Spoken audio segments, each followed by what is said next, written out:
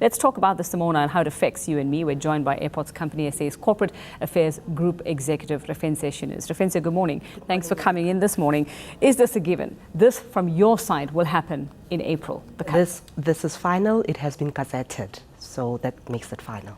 Is it a guarantee that we will pay less to fly after this? What we can guarantee as Airports Company South Africa is the reduction in the passenger service charge, which is payable to us by the passenger through the airlines. So that we can guarantee that it will be reduced from 127 rands to 82 rands from the 1st of April.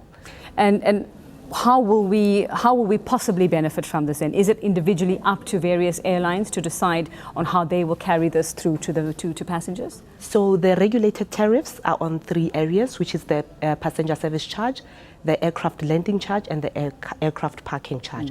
What I've referred to in terms of what we can guarantee the passenger is the passenger service charge. However, savings that are derived or that will be derived from aircraft landing and parking charges will be entirely up to the airlines in terms of what they do with that saving, whether they decide to use it elsewhere or to pass it on to the passenger. But what we can guarantee for certain is the passenger service charge of it.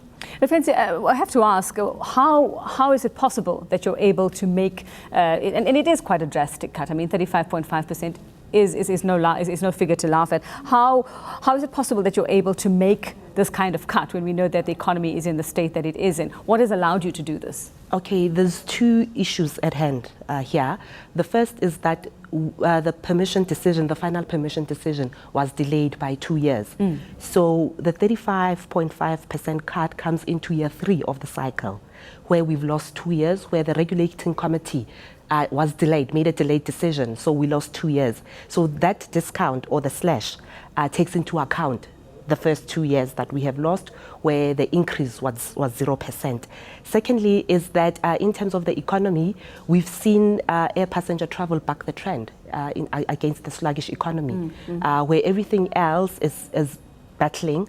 Our industry has seen growth over the years and is continuing to see growth. If passengers are concerned that by you slashing these tariffs that it might mean a change in the quality of your service, that it might lead to a poorer quality of service, any reassurances on that front? Not at all. We pride ourselves in the quality and standard of our infrastructure. We've been recognized globally for our airport. They've been recognized as being world-class.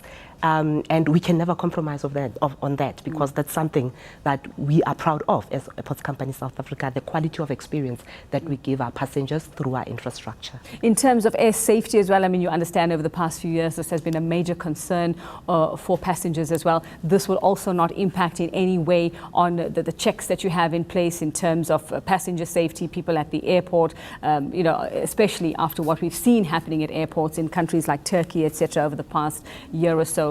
Attacks at the airports. This won't affect any of that, and you continue to maintain that standard? Not at all. The sharp decline in tariffs only comes in effect for 2017-2018.